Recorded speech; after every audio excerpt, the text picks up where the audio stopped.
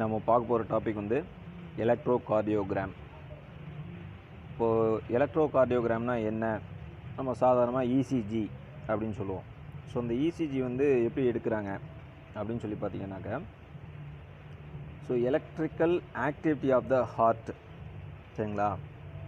So இசிஜின்றது எதை அடிப்படையில் நோட் பண்ணது கிடைக்கிது அப்படின்னு சொல்லி பார்த்தீங்கன்னா, ஒரு எலக்ட்ரிக்கல் ஆக்டிவிட்டி ஆஃப் தி ஹார்ட்டில் வந்து நடக்கக்கூடிய எலக்ட்ரிக்கல் ஆக்டிவிட்டி அப்படின்னு சொல்கிறோம். அதாவது ரெண்டு ப்ராசஸ், ஒன்று டீபோலரைசேஷன், இன்னொன்று ரீபோலரைசேஷன் அப்படின்னு சொல்லுவோம், சரிங்களா? ஸோ அது மூலமாக நம்ம இதயத்தில் ஏற்படக்கூடிய மின் தூண்டல்கள், சரிங்களா? ஸோ அதை தான் நம்ம வந்து எலக்ட்ரோகார்டியோகிராமாக பதிவு செய்கிறோம், சரிங்களா? ஸோ இதுக்கு உதவி செய்கிறது யார் அப்படின்னு சொல்லி பார்த்தீங்கன்னா, எலக்ட்ரோட்ஸ் அப்படின்னு சொல்லக்கூடிய இந்த டெர்மினல்ஸ், சரிங்களா? ஸோ இதை வந்து என்ன பண்ணுவாங்க அப்படின்னா, நம்மளுடைய தோலில், ஆர்ம்ஸில், லெக்ஸில், செஸ்ட்டில் வந்து ப்ளேஸ் பண்ணிடுவாங்க, சரிங்களா? ஸோ இது என்ன பண்ணுவோம் அப்படின்னு சொன்னால், ஹார்ட்டுக்குள்ளே இருக்கக்கூடிய எலக்ட்ரிக்கல் பொட்டன்ஷியல், அதாவது அதான் மின்சாரம் உருவாகுது இல்லையா? ஸோ அதை வந்து ரெக்கார்ட் பண்ணும், சரிங்களா? எவ்வளோ அளவு கரண்ட்டு ப்ரொடியூஸ் ஆகுது, சரிங்களா? எப்போ கரண்ட்டு ப்ரொடியூஸ் ஆகுது, எப்போ வந்து ஆரிக்கிளில் அந்த கரண்ட்டு பாஸ் ஆகுது, எப்போ வென்ட்ரிக்கிளில் பாஸ் ஆகுது, சரிங்களா? எப்போ மறுபடியும் ரீபோலரைஸ் ஆகுது. ஸோ இதையெல்லாம் வந்து ஒரு கார்டியாக் சைக்கிள்குள்ளே நடக்கக்கூடிய இந்த எலக்ட்ரிக்கல் பொட்டன்ஷியல், சரிங்களா, அக்ராஸ் த ஹார்ட்டில் நடக்கக்கூடிய இந்த சேஞ்சஸ் எல்லாம் மென்ஷன் பண்ணுறது தான் இந்த எலக்ட்ரோகார்டியோகிராம் அப்படின்னு சொல்கிறாங்க. இப்போ நார்மலாக இது எப்படி தொடங்குது அப்படின்னு சொல்லி பார்த்தீங்கன்னா, ஹார்ட்டில் வந்து ஒரு மசில் இருக்குது. நம்ம it is a myogenic heart இல்லையா? இப்போ ஹார்ட்டுக்கு தேவையான இதய துடிப்பை யார் கொடுக்குறான்னு சொன்னோம்? சைனோ ஆரிக்குலார் நோடு அப்படின்னு சொன்னோம் இல்லையா? அந்த சைனோ ஆரிக்குலார் நோடு தான் இந்த கரண்ட்டை வந்து ப்ரொடியூஸ் பண்ணுது இல்லையா? ஸோ அந்த சைனோ ஆரிக்குலார் நோடு அல்லது எஸ்ஏ நோடு அப்படின்னு சொல்கிறோமா? ஸோ இதிலேருந்து தான் அந்த வேவ் ஆஃப் கான்ட்ராக்ஷன் அப்படின்றது ஸ்டார்ட் ஆகுது, சரிங்களா? அப்போ வந்து நார்மலாக நம்ம பாடியோடைய மசில்ஸ் வந்து கான்ட்ராக்ட் ஆகணும் அப்படின்னு சொன்னால், அப்போ அந்த மசில்ஸுக்கு வந்து ஒரு எலக்ட்ரிக்கல் ஆக்டிவிட்டி அப்படின்றது தேவை. எந்த இடத்துலையுமே சரி, எந்த ஒரு மசில், நம்மளுடைய ஸ்கெல்டல் மசில் இப்போ இருக்குது, சரிங்களா? கால் நம்ம ஓடணும் அப்படின்னு சொன்னால் கால் மசிலில் கான்ட்ராக்ஷன் அண்ட் ரிலாக்ஸேஷன் நடக்கணும். ஸோ அந்த கான்ட்ராக்ஷன் அண்ட் ரிலாக்ஸேஷன் எப்படி நடக்குது அப்படின்னு சொல்லி பார்த்தீங்கன்னா, by the electrical impulse driven by the central nervous system, சரிங்களா? இப்போ சென்ட்ரல் நர்வஸ் சிஸ்டத்துலேருந்து நமக்கு வந்து தேவையான எலக்ட்ரிக்கல் இம்பல்ஸ் வந்து ப்ரொடியூஸ் ஆகி நம்மளுடைய தை மசில்ஸுக்கு, ஹேண்ட் மசில்ஸுக்கு சிக்னலை கொடுக்குது, சரிங்களா? ஸோ அந்த எலக்ட்ரிக்கல் இம்பல்ஸின் அடிப்படையில் தான் இங்கே தை மசில்ஸ், உங்களோட ஸ்கெல்டல் மசில் வந்து கான்ட்ராக்ஷன் அண்ட் ரிலாக்ஸேஷன் அப்படின்றது நடைபெறுது. ஸோ அதே மாதிரி தான் இப்போ ஹார்ட்டும் பார்த்தீங்கன்னா, ஹார்ட்டுக்கு நேரடியாக பிரெயின்லேருந்து சிக்னல் வரல, ஆனால் ஹார்ட்டுக்குள்ளேயே ஒரு மசில்ஸ் இருக்குது இல்லையா?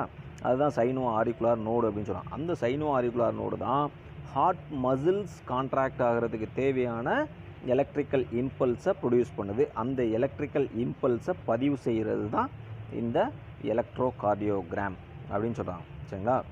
ஸோ அப்போ என்ன பண்ணுது அப்படின்னு சொன்னால், சைனோ ஆரிக்குலார் நோடு வந்து இந்த இம்பல்ஸை ப்ரொடியூஸ் பண்ணுது. ப்ரொடியூஸ் பண்ணி it makes the wave of contraction in the heart, சரிங்களா? ஸோ இதயத்தை வந்து இதயத்தில் ஒரு வேவை, சரிங்களா, அனுப்பி அது மூலமாக இதய தசையை சுருங்க செய்யுது அப்படின்னு சொல்கிறாங்க. ஸோ இதில் ஒரு முக்கியமான விஷயம் என்ன அப்படின்னு சொல்லி பார்த்தீங்கன்னா, இந்த இசிஜியால் ஏற்படக்கூடிய வேவ்ஸ் இருக்கும் இல்லையா? நீங்கள் இந்த ஹார்ட் பீட் பார்த்துருப்பீங்க, சரிங்களா? சினிமாவில் எல்லாம் பார்க்கலாம், சரிங்களா? ஸோ அந்த மாதிரி இசிஜி பார்க்குறீங்க. அந்த இசிஜியில் ஏற்படக்கூடிய வேவ்ஸ் வந்து எதன் அடிப்படையில் உருவாகுது அப்படின்னு சொல்லி பார்த்தீங்கன்னா, அதில் இருக்கக்கூடிய எலக்ட்ரிக்கல் ஆக்டிவிட்டி, விச் மீன்ஸ் இந்த டீபோலரைசேஷன் அப்படின்னு சொல்கிறாங்க. அந்த டீபோலரைசேஷன் அண்ட் ரீபோலரைசேஷன். ஸோ அதனால தான் வந்து அந்த மின்சாரம் பாயுது இல்லையா? ஸோ அதனால தான் வந்து இந்த இசிஜியில் இருக்கக்கூடிய வேவ்ஸ் ஃபார்ம் ஆகுதே ஒழிய இதயம் சுருங்கி விரிகிறதுனால ஃபார்ம் ஆகிறது கிடையாது. ஸோ மைனர் டிஃப்ரென்ஸ் தான், சரிங்களா? அதை நல்லா புரிஞ்சுக்கணும். ஸோ அப்போ அந்த இசிஜியில் ஏற்படக்கூடிய வேவ்ஸ் எதை காமிக்குது அப்படின்னு சொல்லி பார்த்தீங்கன்னா, அதில் தோன்றக்கூடிய மின்சாரம், சரியா? அப்போ ஆரிக்கிளில் மின்சாரம், electrical activity, electrical potential auricles respect ஆகுதா, வென்ட்ரிக்கிள்ஸ் ரெஸ்பெக்ட் ஆகுதா? ஸோ அதை பொறுத்து தான் அந்த வேவ்ஸ் வந்து அமையுமே ஒழிய அது வந்து இதயம் சுருங்கி விரிகிறதை குறிக்காது அப்படின்றத தெளிவாக சொல்கிறாங்க. ஸோ அதேமாரி பார்த்திங்கன்னா, இந்த டீபோலரைசேஷன் கரெக்டாக அந்த மசில் சுருங்குறதுக்கு தசை சுருக்கம் ஏற்படுது இல்லையா, அந்த ஹார்ட் மசில்ஸ் கான்ட்ராக்ஷன் நடக்கிறதுக்கு கொஞ்சம் முன்னாடி இந்த வேவ் ஆஃப் டீபோலரைசேஷன் அப்படின்றது நடைபெறும். அப்போ அந்த வேவ் ஆஃப் டீபோலரைசேஷன் நடந்து முடிஞ்ச உடனே தான் டக்குன்னு என்ன ஆகுது, அங்கே வந்து ஆக்ஷன் பொட்டன்ஷியல் கரண்ட்டுன்றது உருவாகுது. சரியா? ஸோ அதனால் அந்த மசில் கான்ட்ராக்ஷனுக்கு கொஞ்சம் முன்னாடியே டீபோலரைசேஷன் அப்படின்றது நடந்துடும். சரியா? சரி, இப்போ ஒரு நார்மலாக இசிஜியில் பார்த்தீங்கன்னா இந்த மாதிரி நம்ம பார்த்துருப்போம். ஸோ இந்த மாதிரி வந்து வேவ்ஸ் போகிறத பார்த்துருப்போம் இல்லையா? ஸோ இந்த வேவ்ஸ் வந்து நம்ம என்ன சொல்கிறாங்க அப்படின்னு சொன்னாக்க PQRST வேவ் அப்படின்னு சொல்கிறாங்க. சரிங்களா? PQRS and T. சரிங்களா? ஸோ இதில் வந்து P வேவ் அப்படின்னு சொல்லக்கூடிய ஒரு வேவ், QRS காம்ப்ளெக்ஸ் அப்படின்னு சொல்லக்கூடிய ஒரு வேவ், அடுத்து T அப்படின்றது ஒரு வேவ். சரியா? அப்படி வந்து 3 வேவ்ஸாக காணப்படுது. ஸோ இது என்னென்ன வேவ்ஸ், எந்த பொசிஷனில் இது உருவாகுது அப்படின்றத நம்ம இப்போ பார்க்கலாம். ஃபர்ஸ்ட் வந்து நம்ம P வேவ்.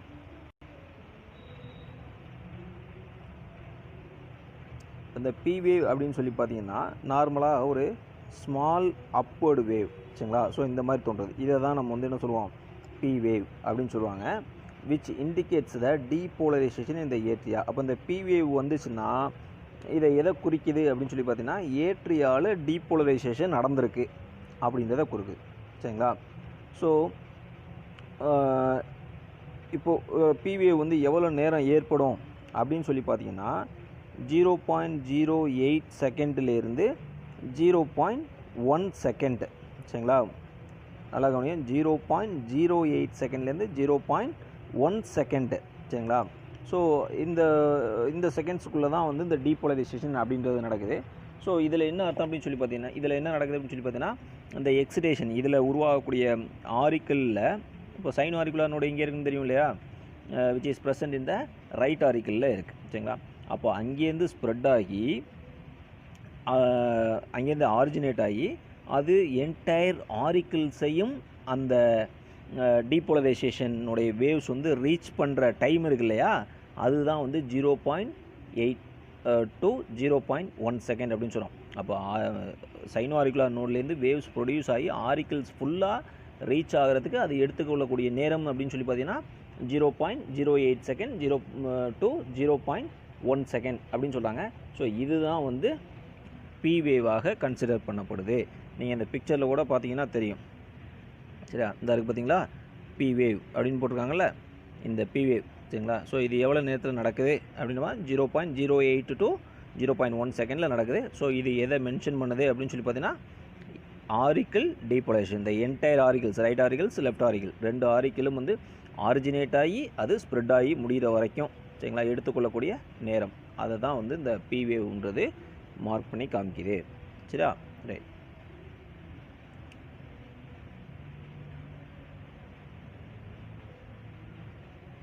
ஸோ இந்த இடத்துல உங்களுக்கு வந்து இந்த டைம் 0.8 செகண்ட்னு கொடுத்துருக்காங்க, அது 0.08 செகண்ட், அதை மாற்றிக்கிங்க. அதே மாதிரி பார்த்தீங்கன்னா 1 செகண்டுன்றது 0.1 செகண்ட். சரிங்களா? ஸோ அது மாற்றிக்கிங்க. ஏன்னா ஒட்டு மொத்தமாகவே நம்மளுடைய ஒரு கார்டியாக் சைக்கிள்ன்றதே எவ்வளோ நேரத்தில் நடக்கும், ஒரு கார்டியாக் சைக்கிளே பார்த்தீங்கன்னா 0.8 செகண்டில் நடந்து முடிஞ்சிடும். சரிங்களா? நம்ம முதல்ல பார்த்துருப்போம் ventricular diastole, atrial systole, ventricular systole, again ventricular systole and then ventricular diastole. சரிங்களா? இந்த 5 ஃபேஸ் நடக்கும். இந்த 5 ஃபேஸ் சேர்த்தது தான் ஒரு கார்டியாக் சைக்கிள் அப்படின்னு சொல்லுவோம். அந்த ஒரு கார்டியாக் சைக்கிள் நடக்கக்கூடிய நேரமே பார்த்தீங்கன்னா 0.8 செகண்ட் தான். சரிங்களா? ஸோ அப்படின்றப்போ அதில் இந்த P வேவோடைய டைம் மட்டும் பார்த்தீங்க அப்படின்னு சொன்னால் 0.08 செகண்டு டு 0.1 செகண்ட். சரிங்களா? ஸோ இதை மாற்றி எழுதிங்க. ஓகே, நெக்ஸ்ட் பார்த்தீங்க அப்படின்னாக்கா PQ இன்டர்வல் அப்படின்னு சொல்கிறாங்க. இப்போ இந்த PQ இன்டர்வல் அப்படின்னு சொல்லி பார்த்தீங்கன்னா it is the onset of P wave. சரிங்களா? இப்போது P வேவ் நடந்திருக்குது. ஸோ அதுக்கடுத்து QRS காம்ப்ளெக்ஸ் நடக்க போகுது. சரிங்களா? இது ரெண்டுக்கும் இடையில இருக்கக்கூடிய டைம் கேப் இருக்குது பார்த்தீங்களா, அதை தான் வந்து PQ இன்டர்வல் அப்படின்னு சொல்லுவாங்க. சரிங்களா? P வேவ் முடிஞ்சிருக்கு, அடுத்து QRS காம்ப்ளெக்ஸ் ஆரம்பிக்க போகுது, அது ரெண்டுக்கும் நடுவில் இருக்கக்கூடிய இடைவெளி. சரிங்களா? ஸோ அந்த டைமை தான் வந்து PQ இன்டர்வல் அப்படின்னு சொல்கிறாங்க. ஸோ இதில் என்ன நடக்குது அப்படின்னு சொல்லி பார்த்தீங்கன்னாக்கா இப்போ ஆரிக்குலர் டீபோலரைசேஷன் நடந்துச்சு. ஸோ அடுத்தது வென்ட்ரிகுலார் டீபோலரைசேஷன் நடக்க போகுது. ஸோ அது ரெண்டுக்கும் இடையில் இருக்கக்கூடிய அந்த சின்ன இடைவெளி சரிங்களா. ஸோ அதில் ஒரு சின்ன ஒரு ரெஸ்டிங் ஃபேஸ் வரும். ஸோ அந்த டைம் தான் எவ்வளோ அப்படின்னு சொல்லி பார்த்தீங்கன்னா 0.12 to 0.21 செகண்ட். நீங்கள் ஹார்ட்டு ஆரிக்கிள் வென்ட்ரிக்கிள்ஸ் வந்து பீட் ஆகும்போது பார்த்துருக்கலாம் சரிங்களா. ஸோ இப்போ ஆரிக்கிள்ஸ்லேருந்து வென்ட்ரிக்கிள்ஸ் பீட் ஆகிறதுக்கு கான்ட்ராக்ஷன் ஆகிறதுக்கு முன்னாடி பார்த்தீங்கன்னா ஒரு சின்ன மைன்யூட் ஃப்ராக்ஷன் ஆஃப் செகண்ட் வந்து என்ன ஆகும் அப்படின்னு சொல்லி பார்த்தீங்கன்னா ஹார்ட் வந்து பாஸ் ஆகும் சரிங்களா. ஸோ அந்த டைமை தான் வந்து பிக்யூ இன்டர்வல் அப்படின்னு சொல்கிறாங்க சரிங்களா. ஆரிக்கிள்ஸ் சுருங்கி மறுபடியும் வென்ட்ரிக்கிள்ஸ் வந்து சுருங்குறதுக்கு கொஞ்சம் முன்னாடி ஒரு சின்ன கேப் இருக்கும் சரிங்களா. அந்த கேப்பு தான் வந்து பிக்யூ இன்டர்வல். ஸோ அதை நம்ம கண்ணில் பார்க்கறதுக்கெல்லாம் முடியாது. ஏன் அப்படின்னு சொல்லி பார்த்தீங்கன்னா அதோட டைமிங்கே என்ன 0.12 செகண்ட். ஒரு செகண்டில் நடக்கிறதே நம்மளால் கண்ணில் வந்து அவ்வளோ விசிபிளாக பார்க்க முடியாது. அப்போது அதில் ஃப்ராக்ஷன் ஆஃப் செகண்ட் தான் நடக்குது. அப்போ 0.12 செகண்டு ஒரு செகண்டு சரியா. ஒரு செகண்டில் பாதி 10ல் ஒரு பங்கு சரிங்களா. 0.12 செகண்ட் அப்படின்னு சொல்கிறாங்க. அதேமாதிரி 0.21 செகண்ட். ஸோ அந்த டைமுக்குள்ளே வந்து இது நடந்து முடிஞ்சிருது அப்படின்னு சொல்கிறாங்க. ஸோ இது வந்து ஏவி கண்டக்ஷன் டைம் அப்படின்னு சொல்கிறாங்க. ஆரிக்கிள் டு வென்ட்ரிக்கிள்ஸ் சரிங்களா. ஆரிக்குலர் டீபோலரைசேஷன் நடந்து வென்ட்ரிகுலர் டீபோலரைசேஷன் நடக்கிறதுக்கு இடையில் இருக்கக்கூடிய சின்ன கடத்தப்படக்கூடிய அந்த வேவ்ஸ் வந்து கடத்தப்படக்கூடிய ஆரிக்கிள்ஸ்லேருந்து வென்ட்ரிக்கிள்ஸ் கடத்தப்படக்கூடிய நேரம் சரிங்களா. ஸோ அதை தான் வந்து பிக்யூ இன்டர்வல் அப்படின்னு சொல்கிறாங்க. அடுத்து பார்த்தீங்கன்னா கியூஆர்எஸ் காம்ப்ளெக்ஸ். ஸோ அதுக்கு முன்னாடி பார்த்தீங்கன்னா அந்த பிக்சரே இங்கே கொடுத்துருப்பாங்க சரிங்களா. ஃபஸ்ட்டு ஏடிஎல் டீபோலரைசேஷன் இந்த இருக்கா, இந்த க்ரீன் கலரில் கொடுத்துருக்காங்க. இதுதான் வந்து பி வேவ் அப்படின்னு சொல்கிறோம். இதில் என்ன சொல்கிறாங்க, ஏடிஎல் டீபோலரைசேஷன். இப்போ எஸ்சிஏ நோட்லேருந்து ஸ்ப்ரெட் ஆகி ஆரிக்கிள்ஸ் ஃபுல்லாக ஸ்ப்ரெட் ஆகக்கூடிய அந்த டைமு. ஸோ அடுத்து பார்த்தீங்கன்னாக்கா வித் ஏடிஎல் டீபோலரைசேஷன் கம்ப்ளீட். அப்போ ஆரிக்கிள்ஸில் டீபோலரைசேஷன் முடிஞ்சுட்டு அடுத்து வென்ட்ரிக்கிள்ஸில் டீபோலரைசேஷன் நடக்க போது. அது ரெண்டுக்கும் இடையில் நடக்கக்கூடிய டிலே சரிங்களா.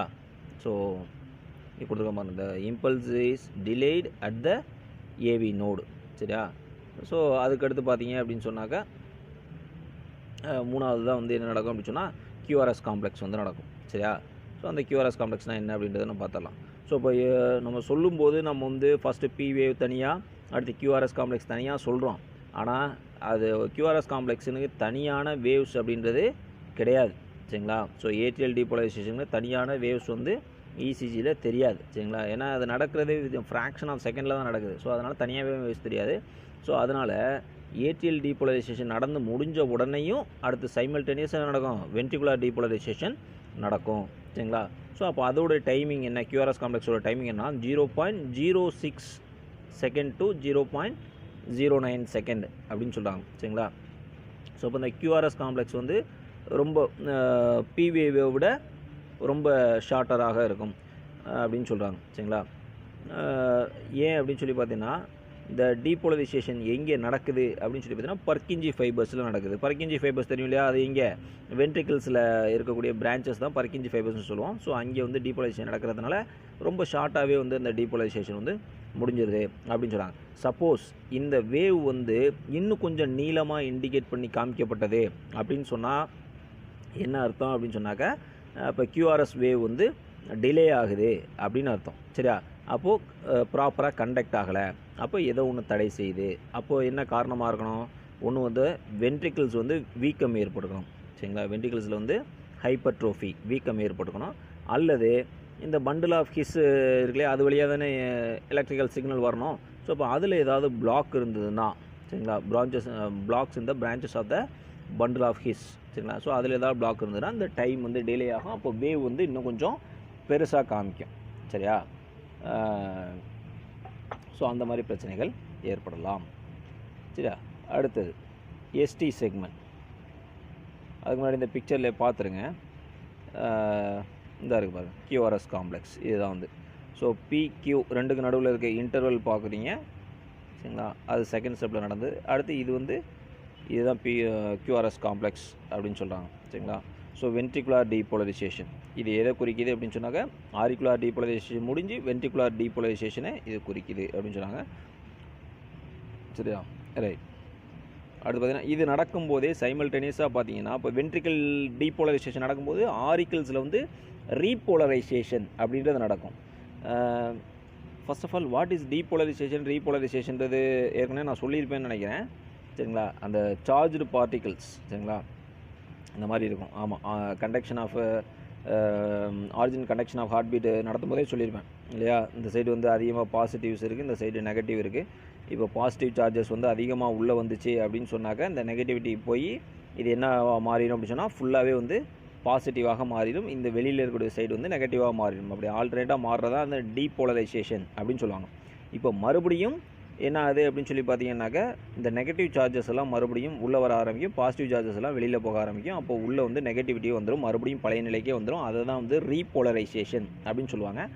ஸோ அந்த மாதிரி வந்து இப்போது வென்ட்ரிக்கிள்ஸில் டீபோலரைசேஷன் நடக்கும்போதே ஆரிக்கிள்ஸ் வந்து என்ன ஆயிரும், ரீபோலரைஸ் ஆயிரும். சரிங்களா? சைமல்டேனியஸாக அதுவும் நடந்துடும். சரி, அடுத்து எஸ்டி செக்மெண்ட். ஸோ இப்போ எஸ்டி செக்மெண்ட்னா அப்போ QRS காம்ப்ளெக்ஸ் நடந்து அடுத்த டி வேவ்ஸ் ஆரம்பிக்கிறதுக்கு இடைப்பட்ட காலத்தில் இருக்கக்கூடிய டைமை தான் நம்ம வந்து எஸ்டி செக்மெண்ட் அப்படின்னு சொல்கிறாங்க. ஸோ இதில் பார்த்தீங்கன்னா கம்ப்ளீட்டாக all the regions of ventricles, சரிங்களா, வென்ட்ரிக்கிள்ஸ் முழுவதும் வந்து டீபோலரைஸ் ஆகிறதுக்கான நேரம் அப்படின்னு சொல்கிறாங்க. ஸோ அப்போ இங்கே வந்து ஒரு லாங் பிளாட்டிவ் ஃபேஸ், பிளாட்டிவ்னா எப்படி இருக்கும், இந்த மாதிரி சமமாக அந்த வேவ்ஸ் வந்து காட்டப்படும். சரிங்களா? ஸோ இப்போ ரீபோலரைசேஷனுக்கு முன்னாடி இந்த மாதிரி வென்ட்ரிக்கிள்ஸ் ரீபோலரைஸ் ஆகிறதுக்கு முன்னாடி கம்ப்ளீட்டாக வென்ட்ரிக்கிள்ஸ் டீபோலரைஸ் ஆகிட்டு ஒரு சின்ன பாஸ். சரிங்களா?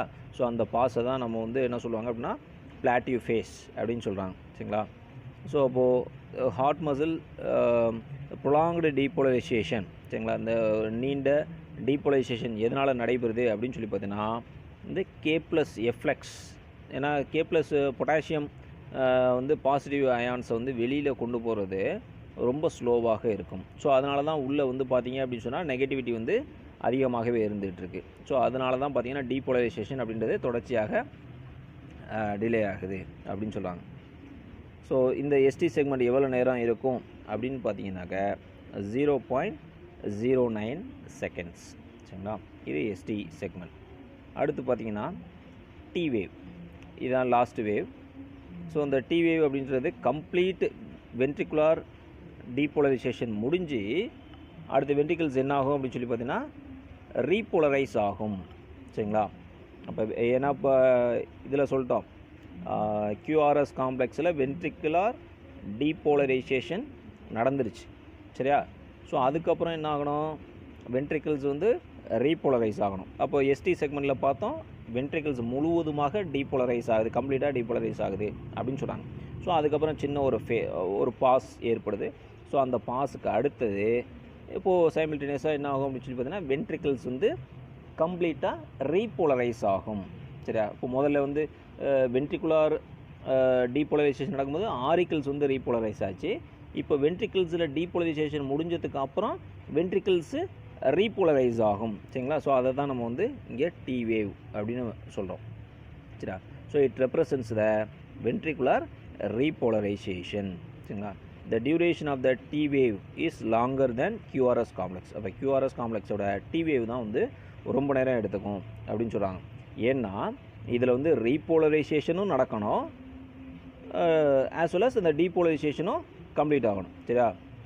ஸோ அதனால் பார்த்தீங்க அப்படின்னு சொன்னாக்க இதில் டைம் பார்த்தீங்கன்னா அதிகமாக ஆகும் அப்படின்னு சொல்கிறாங்க. ஸோ இந்த டி வேவ்ஸ் ரொம்ப ஒரு ப்ரொலாங்டு டைம் எடுத்துக்கும் அப்படின்னு சொன்னோம் இல்லையா, அது எவ்வளோ டைம் அப்படின்னு சொல்லி பார்த்தீங்கன்னாக்க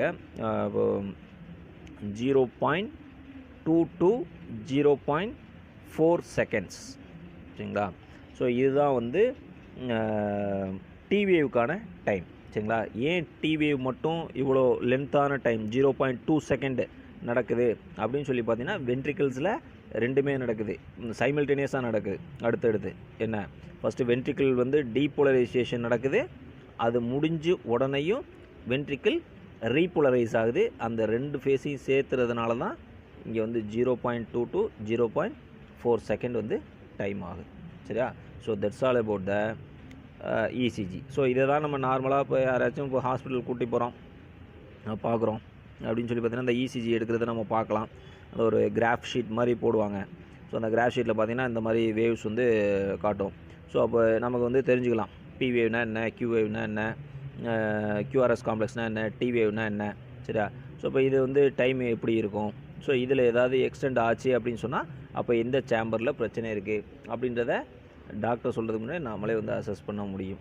சரிங்களா? ஸோ இதை வந்து கொஞ்சம் தெளிவாக தெரிஞ்சுக்கிட்டீங்க அப்படின்னு சொன்னால் உங்களுக்கும் ஈஸியாக இது புரியும். சரியா? Okay right. Next that's all about the ECG. So அடுத்து நம்ம என்ன பார்க்கலாம் அப்படின்னு சொன்னால், சர்க்குலேஷனில் டபுள் சர்க்குலேஷன்னா என்ன அப்படின்னு பார்க்கலாம். சரிங்களா? இப்போது சர்க்குலேஷனில் வந்து 2 டைப்ஸ் ஆஃப் சர்க்குலேஷன் இருக்குது. ஃபர்ஸ்ட் ஆஃப் ஆல் சர்க்குலேஷனை யார் கண்டுபிடிச்சது அப்படின்னு சொல்லி பார்த்தீங்கன்னா, வில்லியம் ஹார்வி அப்படின்றவர் தான் வந்து சர்க்குலேஷனை ஃபஸ்ட்டு டிஸ்கவர் பண்ணார். நம்ம பாடி அதுக்கு முன்னாடி காலகட்டம் வரைக்கும் நம்ம என்ன நினச்சிட்டு இருந்தோம் அப்படின்னு சொன்னால், நம்ம பாடி ஃபுல்லாக வந்து பிளட்டுன்ற ஒரு சப்ஸ்டன்ஸ் வந்து பாடியில் வந்து ஃபில் ஆகிருக்குது அப்படின்னு சொன்னாங்க. எப்படி ஒரு குடத்தில் தண்ணியை தேக்கி வச்சுருக்கோமோ அது மாதிரி நம்ம உடம்புக்குள்ளே பிளட்டுன்றது ஸ்டாக்னண்ட்டாக தேங்கி இருக்குது அப்படின்னு நினச்சிருந்தாங்க. ஆனால் வில்லியம் ஹார்வி தான் அந்த மாதிரி தேங்கி இல்லை, பாடிக்குள்ளே பிளட்டுன்றது ஃப்ளோ ஆகிட்டுருக்கு அப்படின்னு சொன்னது வந்து வில்லியம் ஹார்வி தான். அதனால தான் அது பேர் சர்க்குலேஷன். பிளட் வந்து சர்க்குலேட் ஆகிட்டுருக்கு ஸ்டாக்னண்ட்டாக இல்லாமல் அப்படின்னு டிஸ்கவர் பண்ணார் வில்லியம் ஹார்வின்றவர் 1628. சரியா? ஸோ இப்போ 2 வகையான சர்க்குலேஷன் இருக்குது அப்படின்னு சொன்னாங்க. ஒன்று வந்து வெர்டபிரேட்ஸில் சொல்கிறோம். சரிங்களா? ஒன்று வந்து சிங்கிள் சர்க்குலேஷன், இன்னொன்று டபுள் சர்க்குலேஷன் அப்படின்னு சொன்னாங்க.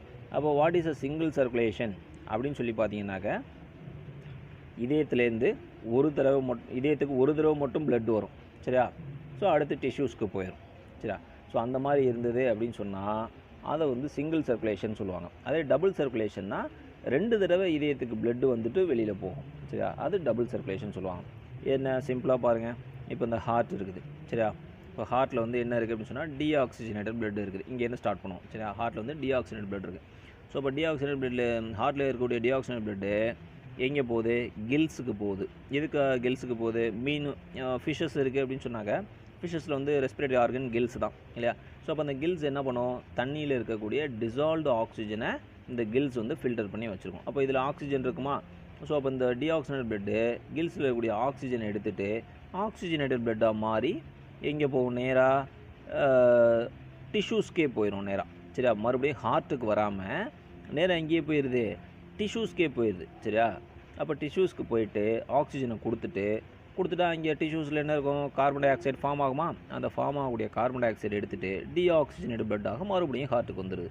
மறுபடியும் டீஆக்சிஜனேட் பிளட்டு கில்ஸுக்கு போய் ஆக்சிஜனை எடுத்துக்கிட்டு ஆக்சிஜனேட் பிளட்டாக டிஷ்யூஸ்க்கு வருது. ஸோ அப்போ வந்து ஹார்ட்டுக்கு ஒன்ஸ் தான் வந்து பிளட் வருது. எது வழியாக வருது? டிஷ்யூஸ்லேருந்து மட்டும்தான் பிளட் வந்து ஹார்ட்டுக்கு வருது. சரியா? ஸோ இப்போது இந்த கில்ஸ்லேருந்து ஹார்ட்டுக்கு பிளட் வர்றது கிடையாது. சரியா? ஸோ இதனால தான் இது வந்து ஒற்றை சுற்றோட்டம் அப்படின்னு சொல்லுவாங்க, சிங்கிள் சர்க்குலேஷன் அப்படின்னு சொல்கிறாங்க. ஆனால் இதுவே நீங்கள் வந்து மற்ற விலங்குகளில் இப்போது நம்ம பார்த்தீங்க அப்படின்னு சொன்னால், ஒரு ஆம்பிபியன்ஸ் எடுத்துக்கலாம், இல்லை ரெப்டைல்ஸ் எடுத்துக்கலாம், இல்லை ஏவ்ஸ் எடுத்துக்கலாம், மேமல்ஸ் எடுத்துக்கலாம். சரிங்களா? இப்போ ஈவன் நம்ம வந்து ஆம்பிபியன்ஸ் எடுத்துகிட்டா 3 சேம்பர்டு ஹார்ட்டு தான். மேலே 2 ஆரிக்கிள்ஸ் இருக்கும், கீழே ஒரு வென்ட்ரிக்கிள்ஸ் இருக்கும். அங்கே மிக்சடு பிளட் தான் இருக்கும். இருந்தாலுமே அங்கே டபுள் சர்க்குலேஷன் அப்படின்றது நடக்கும். ஸோ எப்படி டபுள் சர்க்குலேஷன் நடக்குது அப்படின்னு சொல்லி பார்த்தீங்கன்னா, ஃபஸ்ட்டு சர்க்குலேஷன் பார்த்தீங்க அப்படின்னு சொன்னால் எங்கே நடக்கும் அப்படின்னு சொன்னால், இப்போ ரைட் சைடு பிளட்டை வந்து ரிசீவ் பண்ணுது. சரியா?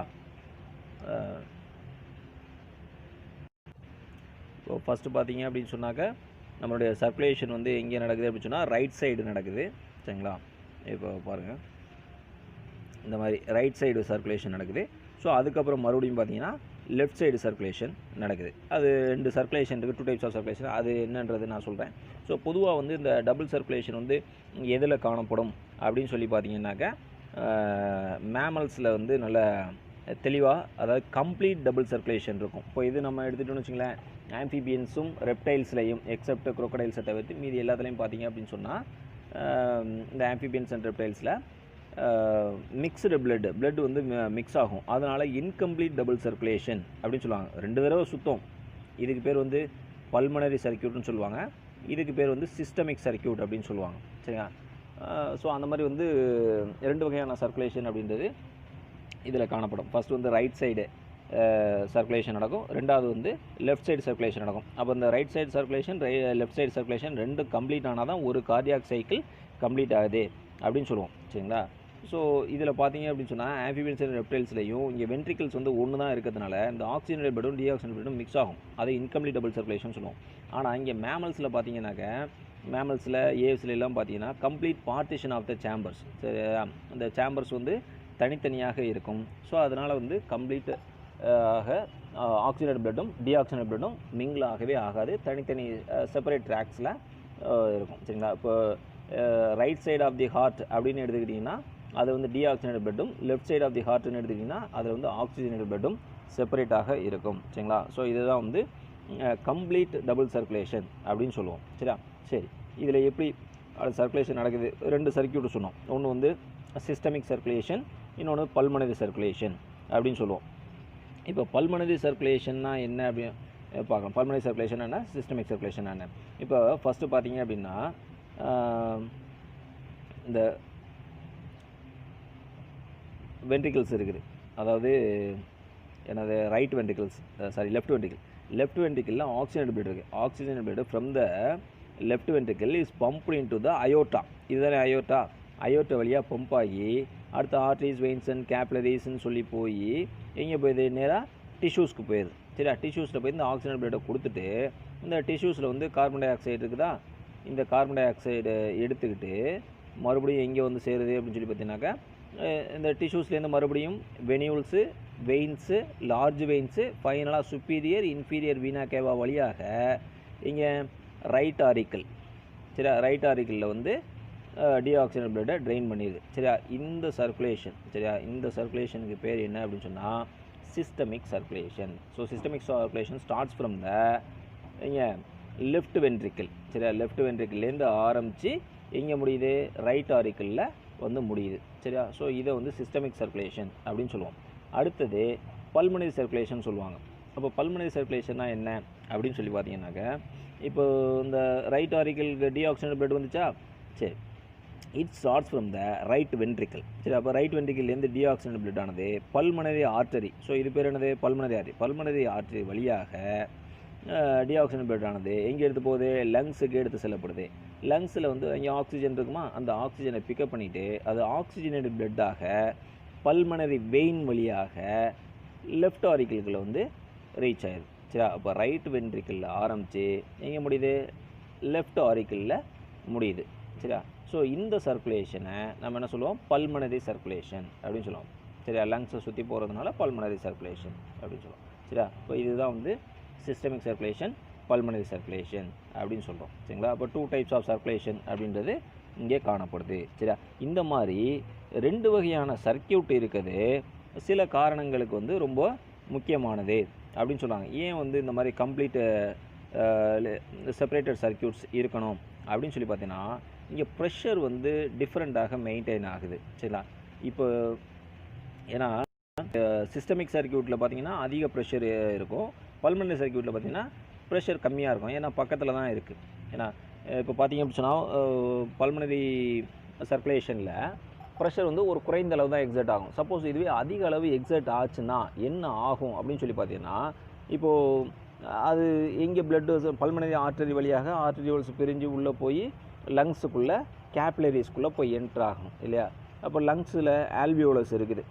சரியா? லங்ஸில் ஆல்வியோலஸ் இருக்குது. இந்த ஆல்வியோலஸை சுற்றி தான் இந்த கேப்லரிஸ் அமைஞ்சிருக்கும். சரியா? இப்போ இந்த கேப்லரிஸில் ஹை ப்ரெஷர் ஆச்சு அப்படின்னு சொன்னால் என்ன ஆகும் அப்படின்னு சொல்லி பார்த்தீங்கன்னா, பிளட் வந்து அதிகமாக லீக் ஆகும். அதிகமாக லீக் ஆச்சுன்னா ஸோ இந்த இடத்துல வந்து பிளட் வந்து கிளாட்டிங் ஆகும். சரியா? அப்போ பிளட் கிளாட்டிங் ஆச்சுனாக்க என்ன ஆகும்? இதுக்கும் இருக்கக்கூடிய அந்த கிளாட்டு காரணமாக இந்த டிஸ்டன்ஸ் வந்து அதிகரிக்கும். சரியா? அதாவது இந்த இடத்துல தான் வந்து எக்ஸ்சேஞ்ச் ஆகக்கூடிய சர்ஃபேஸ். ஏன்னா இங்கே தான் ஆக்சிஜன் இருக்குது. சரியா? அப்போ ஆக்சிஜன் இங்கே வரணும், உள்ளே இருக்கக்கூடிய கார்பன் டை ஆக்சைடை வெளியேற்றணும். அப்போது இந்த எக்ஸ்சேஞ்ச் பண்ணக்கூடிய இந்த சர்ஃபேஸில் இப்போது டிஸ்டன்ஸ் ஏற்படும். நடுவில் பிளட் கிளாட்ஸ் ஏற்பட்டுச்சு அப்படின்னு சொன்னால் அந்த டிஸ்டன்ஸ் அதிகரிக்கும். அப்போ டிஸ்டன்ஸ் அதிகரிச்சுன்னா ப்ராப்பராக என்ன ஆகாது? இந்த எக்ஸ்சேஞ்ச் மெக்கானிசம் அப்படின்றது நடக்காது. அப்போ அது வந்து பாதிப்புக்குள்ளாகும். சரியா? அப்போ இதுவே வந்து லோ ப்ரெஷராக இருந்துச்சுன்னா அப்போ மெதுவாக இது டிஃப்யூஸ் ஆகி கார்பன் டை ஆக்சைடு வெளியில் போக ஆக்சிஜன் உள்ளே வர கரெக்டாக இருக்கும். சரியா? ஸோ அதனால தான் அங்கே ப்ரெஷர் வந்து கம்மியாக இருக்குது அப்படின்னு சொல்கிறாங்க. சரியா? ஸோ அதுவே பார்த்தீங்க அப்படின்னா இப்போ long systemic routes systemic circulation போகுதுல. இப்போ சிஸ்டமிக் சர்க்குலேஷனாக இப்போ உச்சந்தலையிலேருந்து உள்ளங்கால் வரைக்கும் உங்களுக்கு என்ன ஆகணும்? ஹார்ட் வந்து பம்ப் ஆகணும். ஸோ அப்போ அதுக்கு வந்து அதிக அளவு ப்ரெஷர் வந்து தேவைப்படுது அப்படின்னு சொல்கிறாங்க. ஸோ அதனால தான் பார்த்தீங்கன்னா உங்கள் லெஃப்ட் வென்ட்ரிக்கிளுடைய ஹார்ட் வால் பார்த்தீங்கன்னாலே என்ன இருக்கும்? அந்த மயோகார்டியல் மயோகார்டியம் இருக்கு இல்லையா? ஸோ அது பார்த்தீங்க அப்படின்னு சொன்னாக்க ரொம்ப திக்காக இருக்கும். சரிங்களா? அப்போ தான் பார்த்தீங்கன்னா அதிக அளவு ஃபோர்ஸை எக்ஸர்ட் பண்ண முடியும். அப்போ தான் வந்து டாப் டு பாட்டம் உச்சந்தலையிலேருந்து உள்ளங்கால் வரைக்கும் பிளட்டை வந்து ரீச் அவுட் பண்ண முடியும். அப்படின்னு சொல்கிறாங்க. சரியா? ஸோ இது மூலேருந்து என்ன தெரியும் அப்படின்னு சொல்லி பார்த்தீங்கன்னா, இப்போ அயோர்ட்டாவில் பார்த்தீங்கன்னா ப்ரெஷர் அதிகமாக இருக்கும். சரி, அப்போ அயோர்ட்டா வழியாக தான் பம்பாது, லெஃப்ட் வென்ட்ரிக்கிலேருந்து அயோர்ட்டா வழியாக தான் பம்பாது. அப்போ அயோர்ட்டாவில் வந்து பிளட் ப்ரெஷர் அதிகமாக இருக்கும். அப்புறம் டிஸ்டன்ஸாக போக போக போக என்ன ஆகும், ப்ரெஷர் கொஞ்சம் கொஞ்சமாக கம்மியாகிட்டு இருக்கும். ஏன்னா அந்த சைடு போய்ட்டு கேப்லரிஸ்குள்ளே தான் ஒரு டிஷ்யூ ஸ்பேஸ்க்குள்ளே போய் நுழையணும் அப்படின்னு சொன்னால் அப்போ கேப்லரிஸில் தான் போய் ஆகணும் இல்லையா? அப்போ ப்ரெஷர் வந்து இங்கே கம்மியாக இருக்கும். சரியா? அப்போது ஹார்ட்டுக்கு பக்கத்தில் இருக்கக்கூடிய பிளட் வெசலில் ப்ரெஷர் அதிகமாகவும், ஹார்ட்லேருந்து தூரமாக இருக்கக்கூடிய பிளட் வெசலில் ப்ரெஷர் குறைவாகவும் இருக்கும். ஸோ அப்போ தான் வந்து நம்ம 2 விதமான டிமாண்ட்ஸையும் நம்ம வந்து மீட் பண்ண முடியும் அப்படின்னு சொல்கிறாங்க. சரியா? ஸோ அதுக்கு வாய்ப்பாக அமையிறது யார் அப்படின்னு சொன்னால் இந்த செப்பரேட் சர்க்யூட்ஸ். அப்போ பல்மனரி சர்க்யூட்டில் பார்த்தீங்கன்னாக்கா ப்ரெஷர் குறைவாகவும், சிஸ்டமிக் சர்க்யூட்டில் ப்ரெஷர் அதிகமாகவும் இருக்கும். சரிங்களா? Right, okay. So that's all. So next என்ன பார்க்கணும்னா regulation of cardiac activity. Regulation of cardiac activity பார்க்கலாம். இப்போ நம்ம ஏற்கனவே நம்ம சொல்லியிருக்கோம் என்னென்னா, ஹார்ட் அப்படின்னு சொல்லி பார்த்தீங்கன்னா it is a human heart அப்படின்னு எடுத்துட்டிங்கன்னா மயோஜெனிக் ஹார்ட் அப்படின்னு சொல்லுவாங்க. ஏற்கனவே நான் 2 டைப்ஸ் ஆஃப் ஹார்ட் சொல்லுவாங்க, myogenic heart, neurogenic heart. Neurogenic ஹார்ட்னா இப்போ ஹார்ட்டுக்கு தேவையான சிக்னலை வந்து நியூரான்ஸ், நர்வ் செல்ஸ் வந்து பிரெயின் வந்து சப்ளை பண்ணும் அப்படின்னு சொல்லுவாங்க. ஆனால் நமக்கு அப்படி கிடையாது. நமக்கு வந்து சைனோ ஆரிக்குலார் நோடு ப்ரெசென்ட் இந்த ஹார்ட் ப்ரொடியூசஸ் த சிக்னல் இல்லையா? ஸோ அதனால் இது வந்து மயோஜெனிக் ஹார்ட் அப்படின்னு சொல்லிட்டோம். சரிங்களா? ஸோ அப்போ heart beat originates from the muscles of the heart இல்லையா? ஸோ அப்போது ஆனாலும் இங்கே ஒருத்தங்க இருக்காங்க, யார் அப்படின்னு சொன்னால் நர்வஸ் சிஸ்டமும் எண்டோக்ரைன் சிஸ்டமும் இங்கே வந்து வேறு இடத்துல வேலை செய்கிறாங்க. எங்கே அப்படின்னு சொல்லி பார்த்தீங்கன்னா for the paracrine signals, that is the metabolic activities ஒழுங்குபடுத்துறதுக்காக இந்த நர்வஸ் சிஸ்டமும் எண்டோக்ரைன் சிஸ்டமும் வேலை செய்கிறாங்க அப்படின்னு சொல்கிறாங்க. ஸோ இது என்ன பண்ணும் அப்படின்னு சொல்லி பார்த்தீங்கன்னா நம்மளுடைய ஆர்டரியோல்ஸோடைய டயாமீட்டரை வந்து மாற்றுறதில்ல வந்து வாசோ கன்ஸ்ட்ரிக்ஷன் அண்ட் வாசோ டைலேஷன் அப்படின்னு சொல்லுவாங்க. வாசோ கன்ஸ்ட்ரிக்ஷனாக இரத்த குழாய்களை சுருக்குவது, வாசோ டைலேஷனாக இரத்த குழாய்களை விரிவடை செய்வது. சரிங்களா?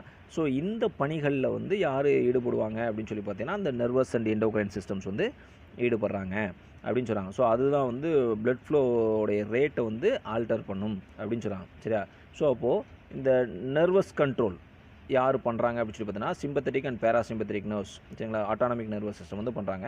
அதில் இந்த சிம்பத்தட்டிக் நர்வ்ஸ் அப்படின்னு சொல்லக்கூடிய இந்த சிம்பத்தட்டிக் நியூரான்ஸ் வந்து என்ன பண்ணுது அப்படின்னு சொல்லி பார்த்தீங்கன்னா ஒரு ஹார்மோனை வந்து ரிலீஸ் பண்ணுது, நார் எபினெஃப்ரின் அப்படின்ற ஹார்மோனை ரிலீஸ் பண்ணுது. அதேமாதிரி அட்ரினல் கிளாண்டு, அட்ரினல் மெடுல்லா இருக்கு இல்லையா, அது வந்து எபினெஃப்ரினை வந்து ப்ரொடியூஸ் பண்ணுது. சரியா? ஸோ சிம்பத்தட்டிக் நியூரான்ஸ் வந்து நார் எபினெஃப்ரினையும் அட்ரினல் மெடுல்லா எபினெஃப்ரினையும் செக்ரேட் பண்ணுது. இந்த 2 ஹார்மோன்ஸும் பார்த்தீங்க அப்படின்னு சொன்னால் பீட்டா அட்ரினர்ஜிக் ரிசப்டார்ஸ் ஏற்பி செல்களோட போய் அட்டாச் ஆகுது, பைண்ட் ஆகுது அப்படின்னு சொல்கிறாங்க.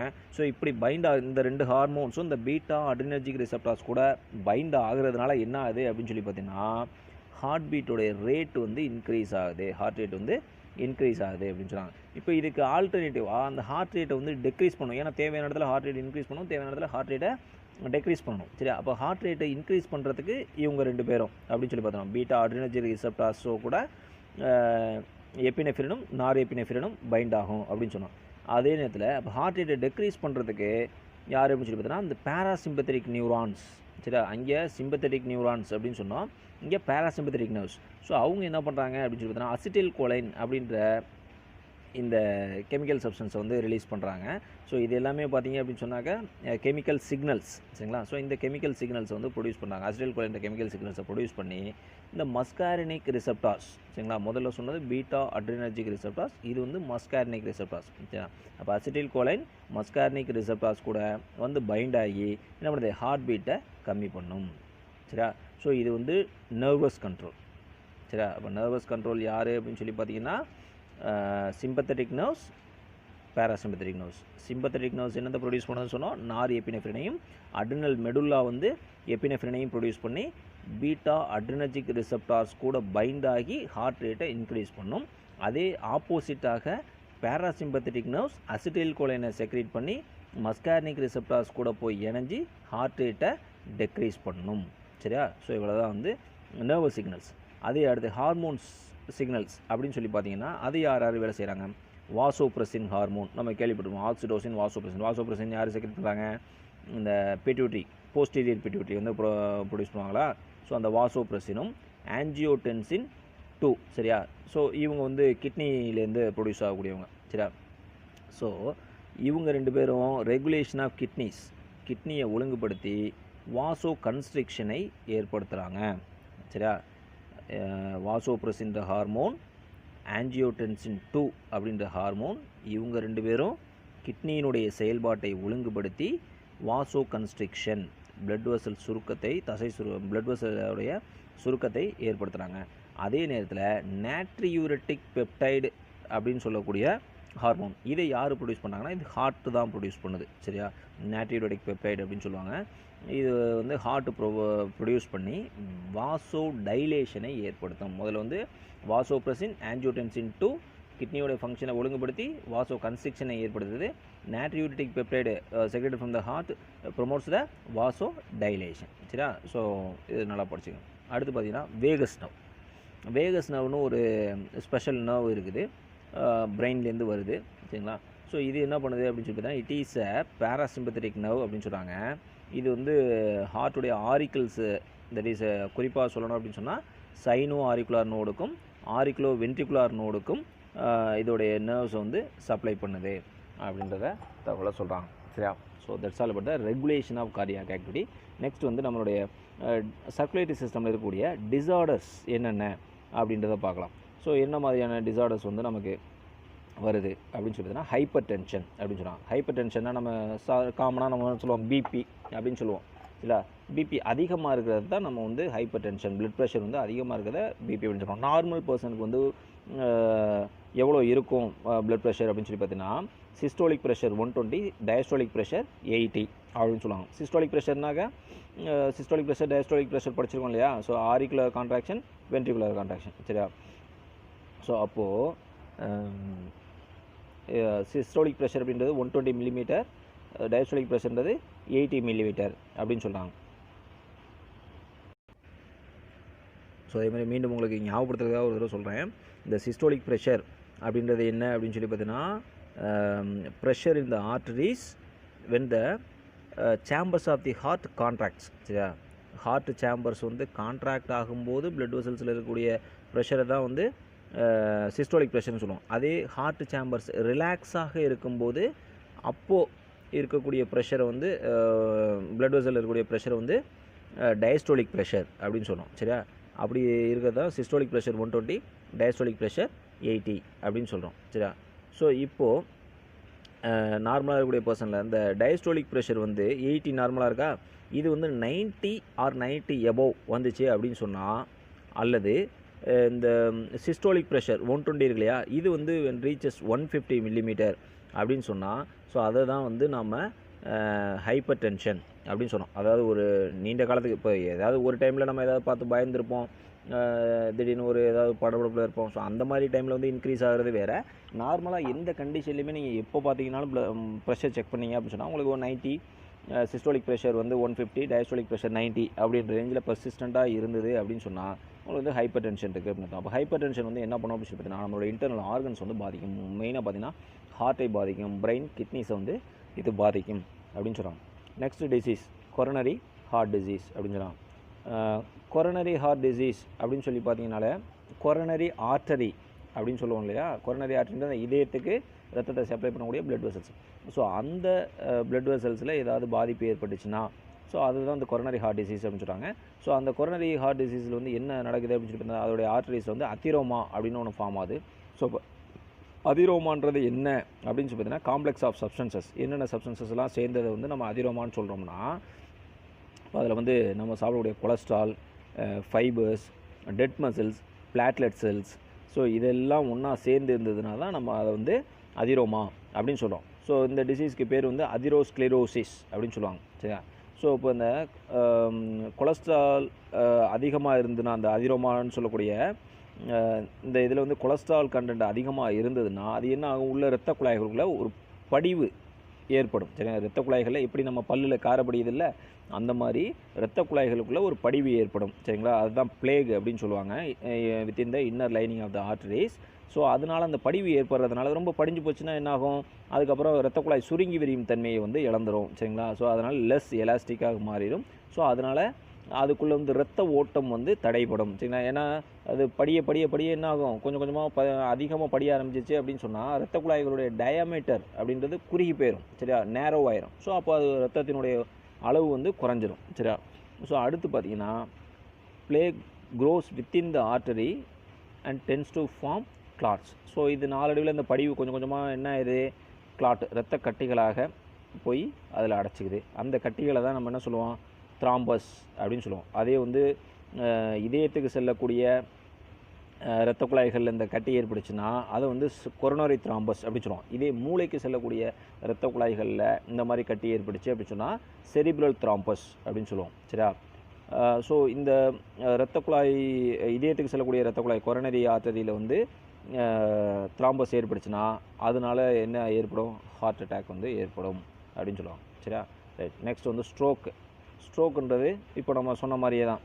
இப்போ அதெரோஸ்க்ளரோசிஸ் வந்து பிரெயின் செல்ஸ் செரிப்ரல் த்ராம்பஸ் சொன்னோம் இல்லையா, அந்த செரிப்ரல் த்ராம்பஸ் வந்து ஏற்பட்டுச்சு அப்படின்னு சொன்னால் அதனால் மூளைக்கு போக வேண்டிய இரத்தத்தில் வந்து அடைப்பு ஏற்பட்டிருக்குது. ஸோ அதனால் மூளைக்கு போக வேண்டிய ரத்தம் போகாது, அதனால் மூளைக்கு ஆக்சிஜன் பத்தாது.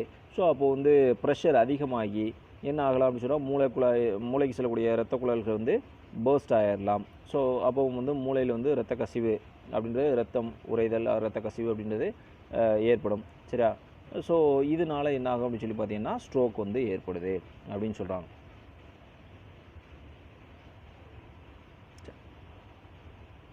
ஏன் அப்படின்னு சொல்லி பார்த்தீங்கன்னா மூளைக்கு செல்லக்கூடிய இரத்த குழாய்கள் வந்து பிளட்டு போகாதனால அங்கே ஆக்சிஜன் சப்ளை ஆகாது, ஆக்சிஜன் சப்ளை ஆகாதனால அங்கே வந்து செரிப்ரல் இன்ஃபார்க்ஷன் அப்படின்றது ஏற்படுது. விச் மீன்ஸ் அங்கே மூளையுடைய செல்கள் வந்து கொஞ்சம் கொஞ்சமாக ஆக்சிஜன் இல்லாதனால இறந்து போயிடுது. ஸோ அதை தான் வந்து நாம் ஸ்ட்ரோக் அப்படின்னு சொல்கிறோம். அடுத்து பார்த்திங்கன்னா ஆஞ்சினா பெக்டோரிஸ் அப்படின்னா என்னென்னா தீவிர மார்பு வலி அப்படின்னு சொல்லலாம் சரியா. Ischaemic pain in the heart muscles சரியா. So which leads to chest pain அப்படின்னு சொல்லுவோம். நெஞ்சொலி, ஹார்ட் அட்டாக் வர்றதுக்கு முன்னாடி இதுதான் ஃபஸ்ட்டு ஒரு சிம்டமாக இருக்கும், பயங்கரமான ஒரு நெஞ்சு அழுத்துற மாதிரி ஒரு வலி ஏற்படும். அதை வந்து நம்ம ஆஞ்சினா பெக்டோரிஸ்னு சொல்லுவோம். ஏன் இந்த தீவிரமான வலி ஏற்படுது அப்படின்னு சொல்லி பார்த்தீங்கன்னாக்க நம்ம ஹார்ட்டுக்கு செல்லக்கூடிய அந்த கொரோனரி பிளட் வெசல் இருக்குல்ல, அந்த கொரோனரி பிளட் வெசலில் வந்து அடைப்பு ஏற்பட்டதுனால் ஸோ அப்போது ஹார்ட் மசில்ஸுக்கு போக வேண்டிய ரத்தம் போகாது. ஸோ அதனால் ஹார்ட் மசில்ஸுக்கு வந்து பிளட் சப்ளை ஆகாததுனால அங்கே ஆக்சிஜன் ஹார்ட் மசில்ஸுக்கு போகாது. அப்போது ஹார்ட் மசில்ஸ் கொஞ்சம் கொஞ்சமாக டெத் ஆக ஆரம்பிக்கும். அப்போ ஹார்ட் மசில் டெத் ஆச்சு அப்படின்னு சொன்னால் அப்போ அந்த ஹார்ட்டுடைய மயோகார்டியல் செல்ஸ் வந்து இறந்து போகும் சரியா.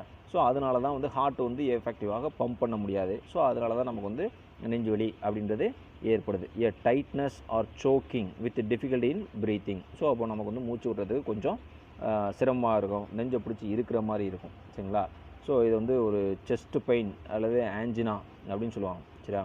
ஸோ இது வந்து ஒரு குறுகிய நேரத்துக்கு இருக்கும். ஸோ கொஞ்சம் நேரத்தில் வந்து அதுவே வந்து ரிலீஃப் ஆயிரும். ஆனால் அதுக்கடுத்து விச் மீன்ஸ் வந்துருச்சுனாலே இட் இஸ் எ இண்டிகேஷன். அப்போ உடனே நம்ம வந்து இசிஜி எடுத்து டெஸ்ட் பண்ணி பார்த்து என்ன ட்ரீட்மெண்ட் பண்ணணுமோ அதுக்கான ட்ரீட்மெண்ட்டை வந்து நம்ம எடுத்துக்கணும் அப்படின்றது அதுக்கான விஷயம் சரிங்களா. Angina pectoris. அடுத்து பார்த்திங்கன்னா மயோகார்டியல் இன்ஃபார்க்ஷன். இந்த myocardial infarction is nothing but heart attack or cardiac arrest or heart failure, எப்படி வேணாலும் நம்ம சொல்லலாம் சரியா. எல்லாமே வந்து மயோகார்டியல் இன்ஃபார்க்ஷன் தான். ஸோ இதில் என்ன அப்படின்னு சொல்லி பார்த்தீங்கன்னா கார்டியாக் மசில் வந்து வேலை செய்யாது தான் இதோடைய அர்த்தம் சரிங்களா. கார்டியாக் மசில் செல்ஸ் இப்போ நம்ம முதல்ல சொன்னோலையா அதே தான் சரிங்களா, ஆஞ்சினாக்கு சொன்னோம்ல அதே விஷயந்தான். ஸோ இதில் இந்த ஃப்ராங்க் ஸ்டார்லிங் கர்வ் அப்படின்றது ஒன்று இருக்கும், நம்ம கொஞ்சம் நினைவுபடுத்திக்கணும். ஃப்ராங்க் ஸ்டார்லிங் கர்வுன்றது என்ன அப்படின்னு சொல்லி பார்த்தீங்கன்னா எவ்வளோ ஸ்ட்ரோக் வால்யூம், எவ்வளோ பிளட்டு வந்து வெளியில் போகுதோ அந்தளவுக்கு வென்ட்ரிகிள்ஸுக்கு வந்து பிளட்டு வரும் அப்படின்னு சொல்லியிருக்கோம் சரியா. வெளியில் ஒரு 100 ml போகுது அப்படின்னு சொன்னால் வென்ட்ரிகிள்ஸில் வந்து சேரக்கூடிய பிளட்டோடைய அளவு வந்து 100 ml இருக்கணும். ஸோ இதுதான் வந்து ஃப்ராங்க் ஸ்டார்லிங் கர்வ் அப்படின்னு நம்ம படிச்சிருப்போம் சரியா. ஸோ இப்போ இங்கே என்ன ஆகுது அப்படின்னு சொல்லி எவ்வளோ வால்யூமாக பிளட் வெளியில் ஸ்ட்ரோக் வால்யூமாக போகுது, அதே வால்யூமாக பிளட் வந்து வீனஸ் ரிட்டர்னாக வென்ட்ரிகிள்ஸுக்கு வரணும். அதுக்கு தகுந்த மாதிரி வந்து நம்மளுடைய வென்ட்ரிகுலர் சேம்பர், வென்ட்ரிகுலர் இருக்கக்கூடிய அந்த கார்டியாக் மசில் ஃபைபர்ஸ் வந்து என்லார்ஜ் ஆகும் அப்படின்னு சொல்லி பார்த்துருப்போம் சரியா. என் டயஸ்டோலிக் வால்யூம் அப்படின்னு சொல்லியிருப்போம். ஸோ இங்கே மயோகார்டியல் இன்ஃபார்க்ஷன் ஏற்பட்டுச்சுன்னா ஏதாவது ஒரு ஏன்னா மசில் செல்ஸ் கார்டியாக் மசில் செல்ஸில் வந்து ஆரிகுலர் மசில்ஸோ வென்ட்ரிகுலர் மசில்ஸோ ஃபெயிலியர் ஆகுது, ஒன்று ரைட் வென்ட்ரிகுலோ லெஃப்ட் வென்ட்ரிகுலோ தனித்தனியாக ஃபங்க்ஷன் ஆகுது அப்படின்னு சொல்லி படிச்சிருப்போம். அதில் ஏதாவது ஒன்று ஃபெயிலியர் ஆச்சுன்னா அப்போது பிளட் வால்யூம் வெளியில் போகிறதுக்கும் உள்ளே வர்றதுக்கும் டிஃப்ரென்ஸ் இருக்கும். ஸோ அதை தான் வந்து ஃப்ராங்க் ஸ்டார்லிங் கர்வ் வந்து ஷிஃப்ட் ஆகுது அப்படின்னு சொல்கிறாங்க. அப்போ downwards and towards the right அப்படின்னு சொல்கிறாங்க. இப்போ இந்த மாதிரி இருக்குது சரிங்களா. இது வந்து வெளியேறக்கூடிய பிளட்டு, இது உள்ளே வரக்கூடிய பிளட்டு சரியா. அப்போது இதில் வந்து ஒரு 100 ml வெளியேறுதுன்னா 100 ml உள்ளே வரணும். அப்படின்ற போது கர்வ் வந்து இப்படி ஸ்டடியாக இருக்கும் சரியா. இப்போ வந்து இதில் 100 ml வந்து 200 ml வெளியேறுது சரியா. ஆனால் வர்றது பார்த்தீங்க அப்படின்னு சொன்னால் 100 ml தான் வருது. அப்போது கர்வ் என்ன ஆகும் அப்படின்னு சொன்னாக்க கொஞ்சம் கொஞ்சமாக கீழே இறங்கி வரும் சரிங்களா. ஸோ அதை தான் வந்து shifts downwards and towards the right side வந்து இறங்கி வருது அப்படின்னு சொல்கிறாங்க சரியா. ஸோ இதனால் என்ன ஆகுது அப்படின்னு சொல்லி பார்த்தீங்கன்னாக்க இரத்த ஓட்டம் வந்து சீராக ஹார்ட்டுக்கு வந்து வர்றது கிடையாது. ஸோ அதில் வந்து பிரச்சனை ஏற்படுது சரியா. ஸோ ஹார்ட் மசில்ஸுக்கு வரக்கூடிய இரத்த ஓட்டம் அப்படின்றது வந்து குறையுது சரிங்களா. It leads to death of the muscle fibres சரிங்களா. அப்போ இதயத்தினுடைய தசைகள் வந்து இறக்க ஆரம்பிக்குது சரிங்களா. ஸோ இந்த கண்டிஷனை தான் நம்ம வந்து என்ன சொல்கிறாங்க, ஹார்ட் அட்டாக் அப்படின்னு சொல்கிறாங்க சரியா. ரைட், ஹார்ட் அட்டாக் அப்படின்னு சொல்லலாம், அல்லது வந்து அதுக்கு இன்னொரு பேர் மயோகார்டியல் இன்ஃபாக்ஷன் அப்படின்னு சொல்லலாம் சரியா. So blood clot or thrombosis blocks the blood supply to the heart and weakens the muscle fibers சரிங்களா. அந்த கட்டி த்ராம்போசிஸ்ன்றது என்னது, இரத்த கட்டிகள் சரிங்களா. அதுதான் வந்து இதயத்துக்கு போகக்கூடிய இரத்த குழாய்களில் ஏற்பட்டு இதயத்துக்கு இரத்தத்தை வந்து போக விடாமல் செய்யுது. ஸோ அதனால் வந்து ஹார்ட்டுடைய மசில் ஃபைபர்ஸ் வந்து வீக் ஆகுது. ஸோ இஸ்கெமிக் ஹார்ட் டிசீஸ் அப்படின்னு சொல்லலாம்.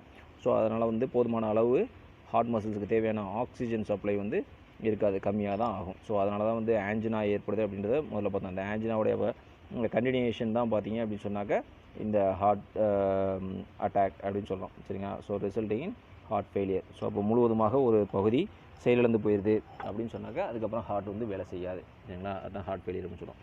நெக்ஸ்ட் டிசீஸ் பார்த்தீங்கன்னா ருமட்டாய்டு ஹார்ட் டிசீஸ். இந்த ருமட்டாய்டு ஹார்ட் டிசீஸ் அப்படின்றது என்ன அப்படின்னு சொல்லி பார்த்தீங்கன்னா ருமேட்டிக் ஃபீவர் அப்படின்னு சொல்லுவாங்க சரிங்களா. ஸோ இது வந்து ஒரு ஆட்டோ இம்யூன் டிசீஸாக கன்சிடர் பண்ணப்படும் சரிங்களா. இம்யூன் சிஸ்டம் அப்படின்னு சொல்கிறது பார்த்தீங்கன்னாக்க எப்போயாவது வெளியிலேருந்து பேத்தஜன்ஸ் வந்துச்சுன்னா அதை எதிர்த்து ஃபைட் பண்ணுறது தான் நம்மளோட இம்யூன் சிஸ்டம். ஆனால் நார்மலாகவே நம்ம பாடியில் வந்து சம்டைம்ஸ் என்ன ஆகும், எல்லாருக்கும் கிடையாது, நான் அட் சம்டைம்ஸ் மட்டும் என்ன ஆகலாம் அப்படின்னு சொல்லி பார்த்தீங்கன்னா நம்மளுடைய செல்ஃப் ஆன்டிஜென்ஸுக்கு எகெயின்ஸ்டாகவே ஆன்டிபாடிஸ் வந்து ப்ரொடியூஸ் ஆகும் சரியா. அல்லது நம்ம பாடியில் ப்ரொடியூஸ் ஆன ஆன்டிபாடிஸ், வேறு டிசீஸ்க்கு எகெயின்ஸ்டாக ப்ரொடியூஸ் ஆன ஆன்டிபாடிஸ் நம்ம பாடி ஆன்டிஜென்ஸை வந்து டெஸ்ட்ராய் பண்ணும் சரியா. ஸோ இதை தான் வந்து நாம் ஆட்டோ இம்யூன் டிசீஸ் அப்படின்னு சொல்லுவோம் சரிங்களா. ஆக்சுவலாக வந்து நம்மளுடைய இம்யூன் சிஸ்டம் வந்து தப்பாக வேலை செய்யும் அப்படின்றது தான் அதுக்கான அர்த்தம் சரிங்களா. இப்போ வெளியிலேருந்து பேத்தஜென்ஸ், ஃபாரின் ஆன்டிஜென்ஸ் அப்படின்னு சொல்லுவோம். அந்த ஃபாரின் ஆன்டிஜென்ஸ் எகெயின்ஸ்டாக தான் ஆன்டிபாடிஸ் ப்ரொடியூஸ் ஆகி அந்த ஆன்டிஜென்ஸை தான் டெஸ்ட்ராய் பண்ணணும். ஆனால் சம்டைம்ஸ் அந்த ஆன்டிபாடிஸ் என்ன பண்ணுவோம், நம்மளுடைய ஓன் இம்யூன் சிஸ்டம் இந்த ஓன் ஆன்டிஜென்ஸையே வந்து டெஸ்ட்ராய் பண்ண ஆரம்பிக்கும் சரிங்களா. அது கன்ஃபியூஸ் ஆகிடும் சரிங்களா. ஸோ அந்த இம்யூன் சிஸ்டம் வந்து தவறுதலாக மிஸ்டைரக்ட் செய்யப்பட்டு வேலை செய்யும் சரியா. ஸோ அதுதான் ஆட்டோ இம்யூன் டிசீஸ்னு சொல்லுவோம். அந்த மாதிரி ஒரு இம்யூன் டிசீஸ் தான் ருமேட்டிக் ஃபீவர் அப்படின்னு சொல்கிறாங்க.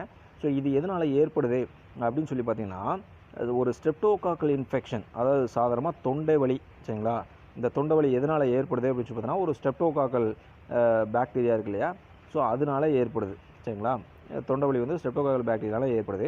ஸோ அப்போ அந்த ஸ்ட்ரெப்டோகாக்கல் பாக்டீரியாவை அழிக்கிறதுக்காக நம்ம பாடியில் நம்மளுடைய இம்யூன் சிஸ்டம் என்ன பண்ணுது, ஆன்டிபாடிஸை ப்ரொடியூஸ் பண்ணுது சரியா. அந்த ஆன்டிபாடிஸ் ப்ரொடியூஸ் ஆகி ஸ்ட்ரெப்டோகாக்கல் பாக்டீரியாவை அழிச்சிரும் சரியா. அழிச்சதுக்கப்புறம் ஒரு 2லேருந்து 4 வாரம் கழித்து மறுபடியும் என்ன பண்ணும், அந்த ஆன்டிபாடிஸு நம்மளுடைய ஹார்ட் செல்ஸை வந்து டேமேஜ் பண்ண ஆரம்பிக்கும் சரியா. ஸோ இந்த ஸ்ட்ரெப்டோகாக்கல் இன்ஃபெக்ஷனை அழிக்கிறதுக்காக உருவான ஆன்டிபாடிஸு ஒரு 2 to 4 வீக்ஸ் கழித்து நம்மளுடைய ஹார்ட்டில் இருக்கக்கூடிய சர்ஃபேஸ் ஆன்டிஜென்ஸை வந்து டெஸ்ட்ராய் பண்ணும் சரியா. ஸோ இதை தான் நம்ம வந்து ருமட்டாய்டு ஹார்ட் டிசீஸ் அப்படின்னு சொல்லுவோம் சரியா. ஸோ இதனால் என்ன ஆகுது அப்படின்னு சொல்லி பார்த்தீங்கன்னாக்க fibrous nodules on the மிட்ரல் valve சரியா.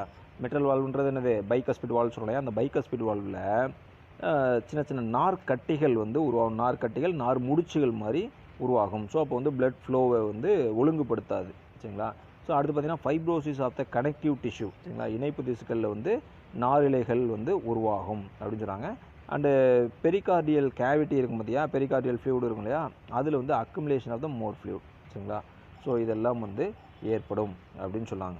ஸோ இதெல்லாம் வந்து ருமட்டாய்டு ஹார்ட் டிசீஸ் சரிங்களா. ஸோ நெக்ஸ்ட் வந்து கார்டியோ பல்மனரி ரெசசிட்டேஷன், சிபிஆர் அப்படின்னு சொல்லுவாங்க. ஸோ இது எப்போ செய்வாங்க கார்டியோபல்மனரி ரெசிஸ்டேஷன், யாருக்காவது இப்போ ஹார்ட் அட்டாக் வந்துருச்சு, இல்லை யாராவது வந்து ஒரு குளத்துக்குள்ளே விழுந்துட்டாங்க, முழுங்கிட்டாங்க, சரியா, இல்லை திடீர்னு யாருக்காவது ஒரு ஷாக் அடிச்சிருச்சு. ஸோ இந்த மாதிரி எமர்ஜென்சி கண்டிஷனில் நம்ம செய்யக்கூடியது அதுதான் கார்டியோபல்மனரி ரெசிசிட்டேஷன் அப்படின்னு சொல்லுவாங்க, சிபிஆர் அப்படின்னு சொல்லலாம். ஸோ இதை ஃபஸ்ட்டு கண்டுபிடிச்சது யார் அப்படின்னு சொல்லி பார்த்தீங்கன்னா ஜேம்ஸ் எலாம் அண்ட் பீட்டர் செஃபர் அப்படின்றவங்க தான் வந்து ஃபஸ்ட்டு இதை கண்டுபிடிச்சதாக சொல்கிறாங்க. ஸோ இதில் 2 இருக்குது. ஒன்று வந்து மவுத் டு மவுத் ரெசிஸ்டேஷன் அப்படின்னு சொல்லுவாங்க, வாயில் வாய் வச்சு ஊதி ஆக்சிஜனை சப்ளை பண்ணுறது ஒன்று. இன்னொன்று பார்த்தீங்கன்னாக்கா நெஞ்சு மேலே கை வச்சு மசாஜ் பண்ணுவாங்க, சரிங்களா, வேகமாக நம்மளை கம்ப்ரெஸ் பண்ணுவாங்க, செஸ்ட் கம்ப்ரெஷன் பண்ணுவாங்க. ஸோ அப்படி கம்ப்ரெஸ் பண்ணுறதுனால என்ன ஆகும் அப்படின்னு சொல்லி பார்த்தீங்கன்னா ஹார்ட்டில் இருக்கக்கூடிய பிளட்டை வந்து ஆர்டிஃபிஷியலாக நம்ம பம்ப் பண்ணுற மாதிரி அப்படி பம்ப் பண்ணுறது மூலமாக பிளட்டு வந்து வேரியஸ் வைட்டல் ஆர்கன்ஸுக்கு வந்து சப்ளை ஆகும், சரியா. அதேமாதிரி மவுத் டு மவுத் ரெசிஸ்டேஷன், வாயில் வாய் வச்சு ஊதுறோம் இல்லையா, அது எதுக்கு அப்படின்னு சொல்லி பார்த்தீங்கன்னா அப்போ லங்ஸும் தான் சேர்ந்த லங்ஸு ஹார்ட்டு 2 சேர்ந்து தான் அரெஸ்ட் ஆகிருக்கும். ஒரு ஷாக்குன்னு போது 2 சேர்ந்து அரெஸ்ட் ஆகிருக்கும். அப்போது வந்து ஆக்சிஜன், சரிங்களா, இப்போ பத்தாது, சரிங்களா. அப்போ அந்த ஆக்சிஜன் ஆர்டிஃபிஷியலாக செலுத்துறதுக்காக நாம் வந்து வாய் வச்சு ஊதும்போது ஆக்சிஜன் உள்ளே போகும், சரியா. ஸோ அப்போ அந்த வைட்டல் ஆர்கன்ஸுக்கு ஆக்சிஜன் கிடைக்கும். அதை எடுத்துகிட்டு போகிறதுக்கு தான் செஸ்ட் கம்ப்ரெஷன் பண்ணுறோம். செஸ்ட் கம்ப்ரெஷன் பண்ணும்போது ஆட்டோமேட்டிக்காக வந்து பிளட் ஆனது வைட்டல் ஆர்கன்ஸுக்கு டிஸ்ட்ரிபியூட் ஆகும், சரிங்களா. ஸோ இது வந்து ஒரு லைஃப் சேவிங் ப்ரொசீஜர் அப்படின்னு சொல்கிறோம். ஒரு எமர்ஜென்சி கண்டிஷன்ஸில் இது வந்து பண்ணுறாங்க அப்படின்னு சொல்கிறாங்க.